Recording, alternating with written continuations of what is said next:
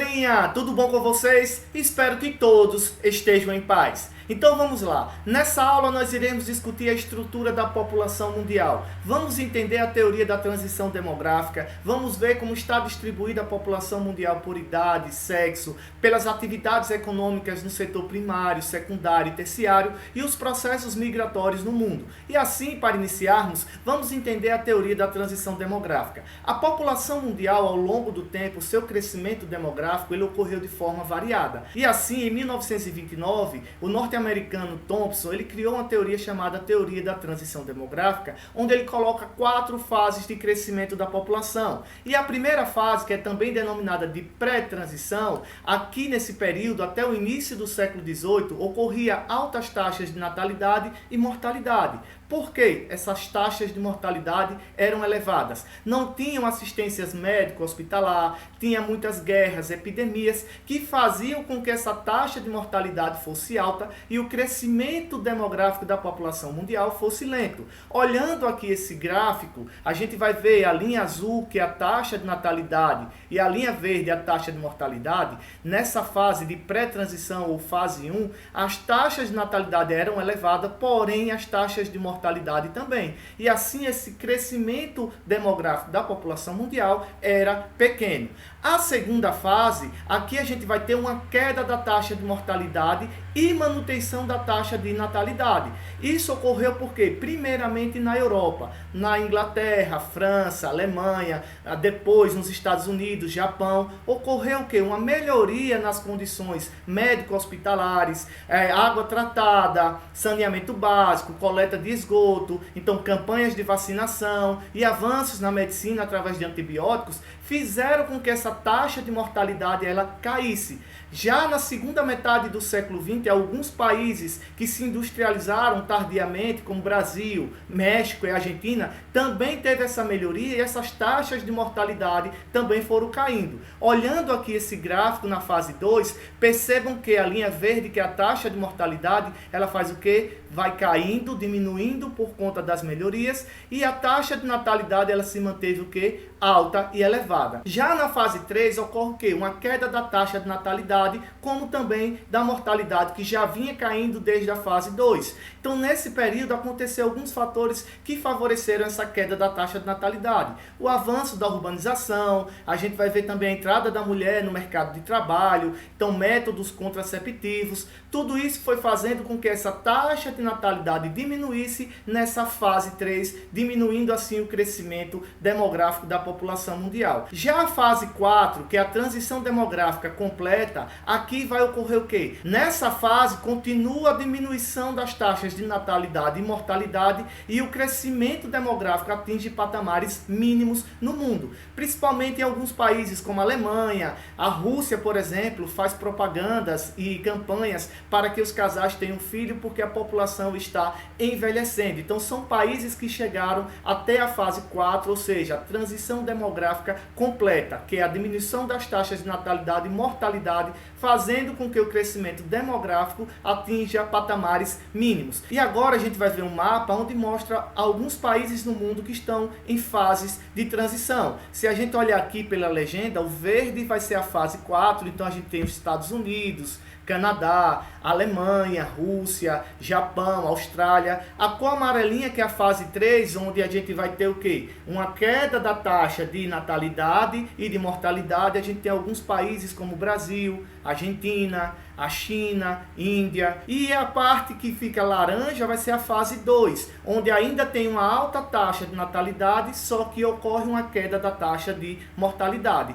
E o vermelhinho, que é a fase 1 ou pré-transição, existem alguns países ainda no mundo, como principalmente aqui na África, onde ainda tem uma alta taxa de natalidade e alta taxa de mortalidade. E assim a gente vê através desse mapa alguns países que já estão passando pela fase de transição. Beleza, pessoal? Agora a gente vai entender a estrutura da população mundial através da pirâmide etária. Então vamos ver aqui uma pirâmide etária de uma população predominantemente jovem. Essa pirâmide em forma triangular é pirâmide de países subdesenvolvidos, que apresenta ainda uma alta taxa de natalidade e assim também apresenta altas taxas de mortalidade. Então a pirâmide etária ela traz algumas informações que vão guiar as políticas públicas em alguns países. Essa pirâmide ela traz algumas informações. Por exemplo, de um lado a gente vai ter o homem, do outro mulher. Então a base da pirâmide corresponde a pessoas de 0 a 19 anos que são jovens. De 20 a 59 anos é a população adulta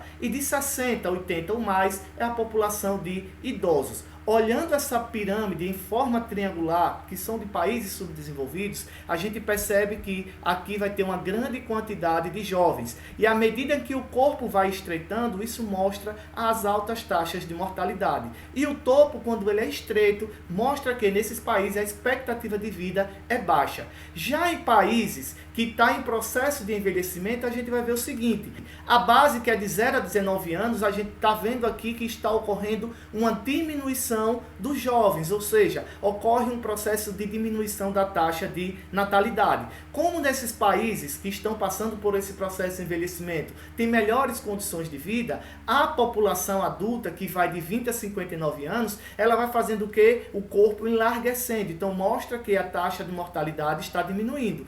E o topo, que vai de 60 a 80 anos ou mais, vai enlarguecendo, mostrando que nesses países a expectativa de vida está aumentando. Já nos países que têm populações envelhecidas, a gente percebe aqui na base um estreitamento. Então, ocorre uma diminuição muito grande da taxa de natalidade. O corpo, que é de 20 a 59 anos, vai enlarguecendo e o topo vai mostrando um incremento de 60 a 80 anos a mais, mostrando como essas populações desses países mais desenvolvidos estão envelhecendo. Então, tem alguns países como a Alemanha, Rússia, como eu citei anteriormente, que fazem campanhas para que os casais tenham filhos, porque a população está envelhecendo e isso está causando o quê? Alguns problemas em questão de mão de obra que vai faltar, e além disso, esses países vão ter que criar políticas públicas para conseguir pagar as aposentadorias e hospitais para que dê uma qualidade de vida a essas populações mais idosas. E a gente olhando essa pirâmide aqui, o lado vermelho aqui, que é feminino, mostra que as mulheres elas vivem mais do que o homem. E isso, historicamente, a mulher ela se cuida mais em relação ao homem, por isso a expectativa de vida da mulher ela é maior do que a do homem. Beleza, pessoal? Agora a gente vai ver um pouco a estrutura econômica. E a estrutura econômica de um país a gente divide em população economicamente ativa, que é a PEA, que são pessoas que exercem alguma atividade participando do mercado de trabalho.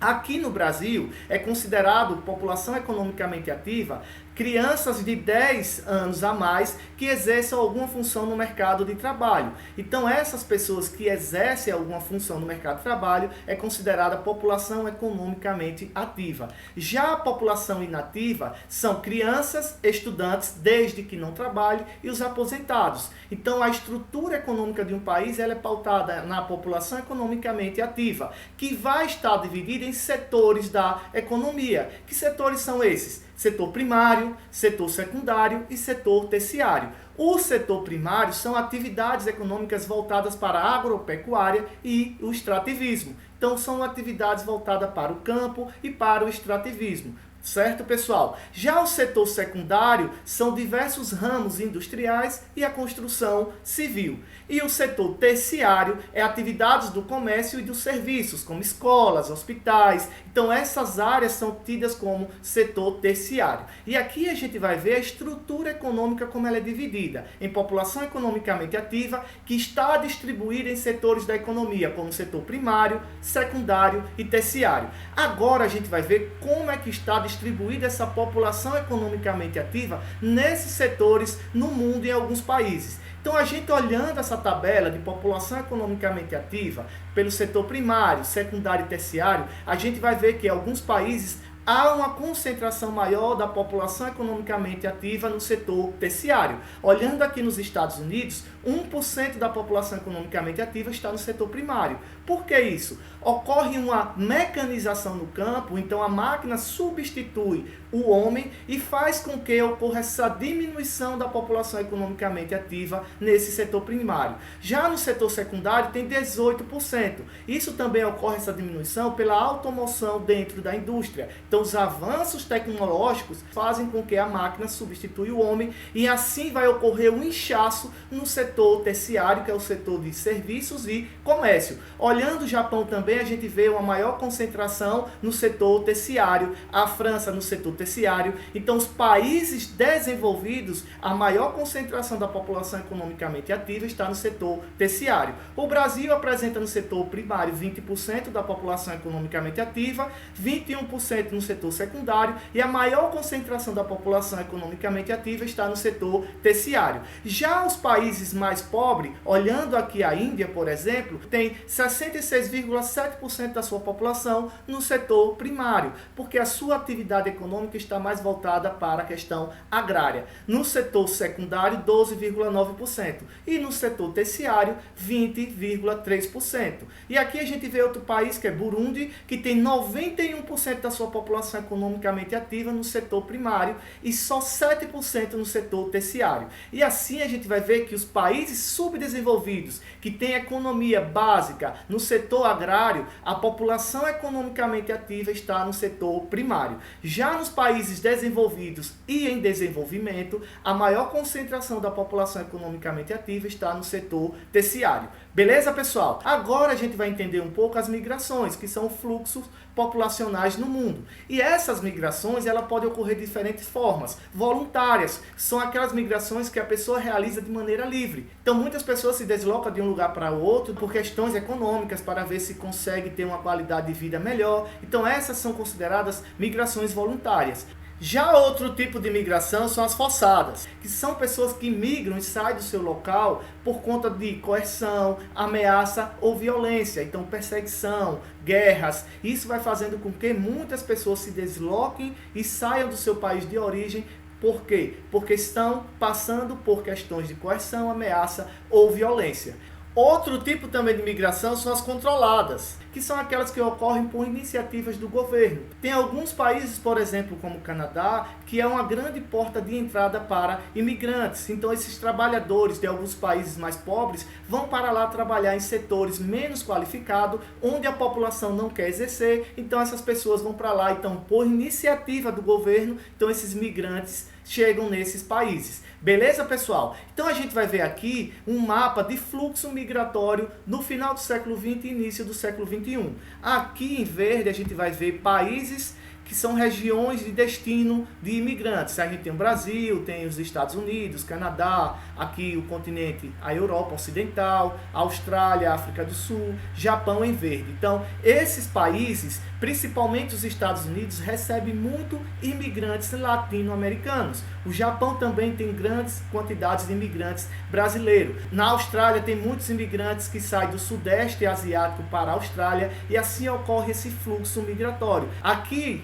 em amarelo a gente vai ver as principais regiões de saída de imigrantes. Aqui na América do Sul temos aqui Paraguai, Bolívia, que tem como destino Brasil, Argentina, então Colômbia, Equador, Peru, que vão lá para essa região dos Estados Unidos, também imigrantes brasileiros que vão para os Estados Unidos. O México é uma grande quantidade de imigrantes que tentam entrar nos Estados Unidos e assim ocorre esses principais fluxos migratórios no mundo no final do século XX e início do século XXI. Agora a gente vai ver um pouco as migrações no mundo e o processo de xenofobia que muitos imigrantes sofrem quando chegam em locais que não é de sua origem. Então a palavra xenofobia, o xeno vem do grego e significa estranho, estrangeiro e fobia, aversão. Então, muitas pessoas imigrantes que saem do seu local e vai para outro país passam por grandes problemas por conta da não aceitação de outras pessoas que moram nos países que esses imigrantes chegam. A gente vê hoje no mundo um grande processo de imigração. Muitas dessas imigrações são por questões forçadas. Vamos ver aqui esse vídeo para a gente entender um pouquinho dessas migrações forçadas que ocorrem no mundo.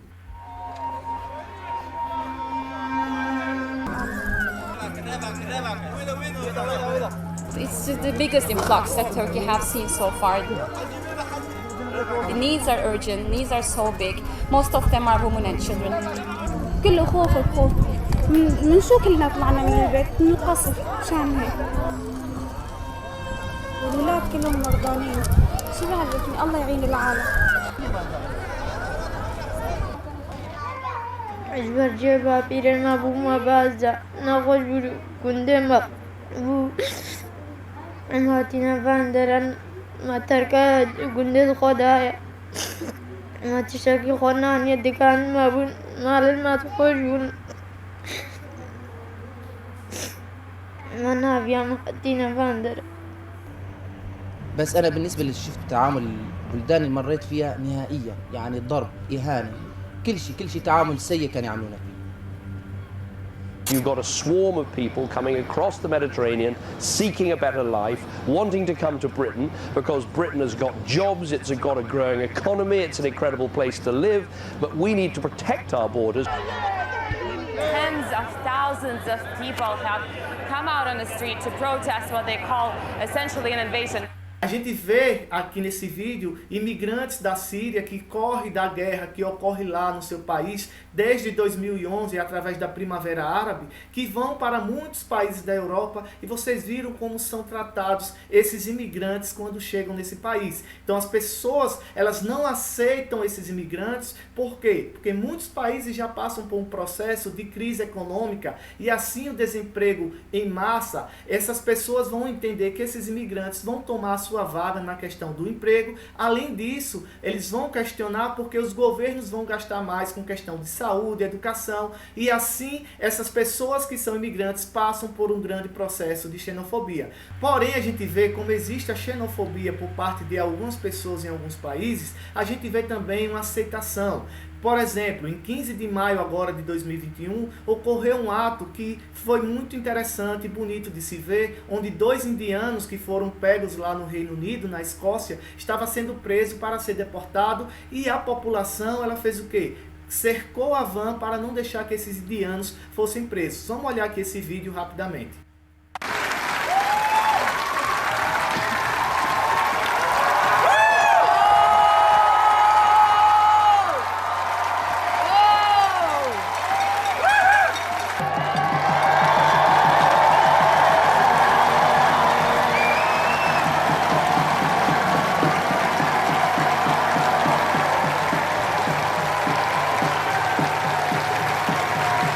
Pessoal, a gente viu que esse processo migratório no mundo, ele ocorre de forma intensa desde o final do século XX e principalmente agora no século XXI, onde muitas pessoas migram por questões econômicas ou migram também por questões de guerras e perseguições religiosas. E a gente vê nesse processo de imigração a xenofobia, que é a aversão a esses imigrantes. E assim, pessoal, a gente viu nessa aula as teorias de transição demográfica, entendemos a estrutura da população por idade, sexo, atividades econômicas e o processo migratório no mundo. Desse modo, galerinha, a gente fica por aqui. Utilizem a aula, leiam os textos, fiquem em paz e um abraço a todos.